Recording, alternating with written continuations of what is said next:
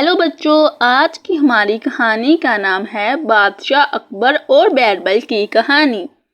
एक दिन अकबर के दरबार में किसी ने ये सवाल पूछा कि शहर में कितने कौवे हैं। किसी के पास जवाब नहीं था। बैरबल ने जल्दी से जवाब दिया, 4312। इससे पूछा गया कि इसे ये कैसे मालूम हुआ।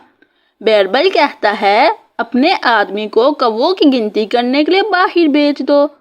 अगर ये तादाद इससे कम है तो कुछ कौवे अपने अहले खाना के पास कहीं और जा रहे हैं, और अगर ये तादाद इससे ज़्यादा है तो बाहर से कुछ कौवे यहाँ अपने अहले खाना से मिलने आ रहे हैं।